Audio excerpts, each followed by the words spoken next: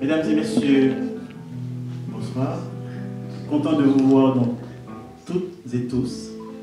Je suis donc ravi de pouvoir à nouveau, étant donné que ce n'est pas la première fois, donc partager ce moment avec vous. Un moment poétique, un moment qui se veut onirique. Bonne écoute, bonne appréciation. Il y a donc ce géant de la littérature haïtienne, de la poésie haïtienne, bien entendu. Pour ceux qui ne le savaient pas encore, je suis donc d'Haïti, d'origine haïtienne. Et je trouve assez logique de vous présenter aussi des auteurs de cette île-là. Georges Castrat est quelqu'un qui a écrit pour la chanson. Je commence donc avec ce texte. L'encre est ma demeure. Ce n'est pas avec de l'encre que je t'écris. C'est avec ma voix de tambour, assiégé par des chutes de pierre. Je n'appartiens pas au temps des grammairiens, mais à celui de l'éloquence étouffée. Aime-moi comme une maison qui brûle.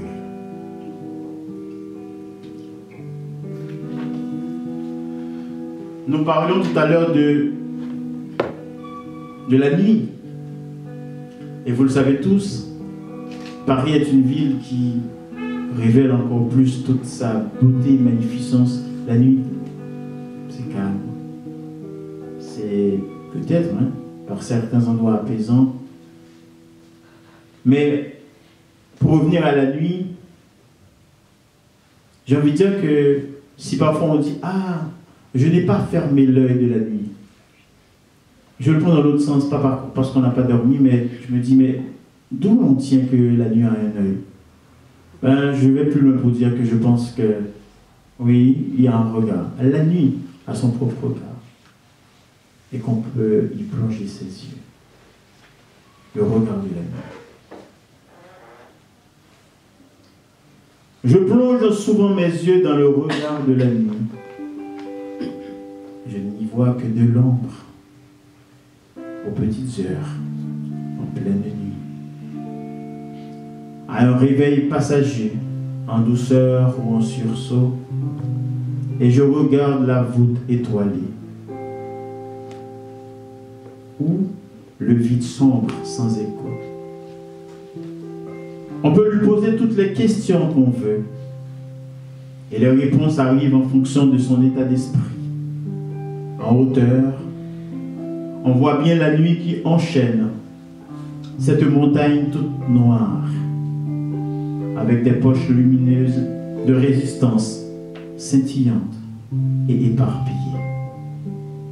De petits villages endormis, mais bien éclairés.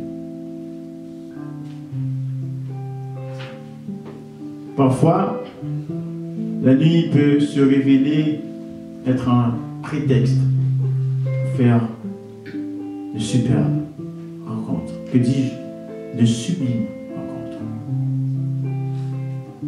Il y a des rencontres qui emplissent de douceur, qui font porter la main au cœur. Il y a des rencontres qui vous assèchent de toute bonté, qui vous laissent le cœur émietté, émerveillé par tant de candeur, chamboulé et tout retourné parce que tu m'as aimé.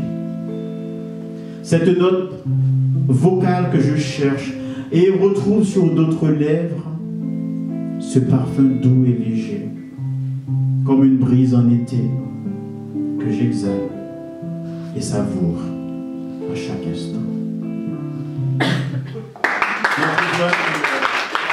Merci.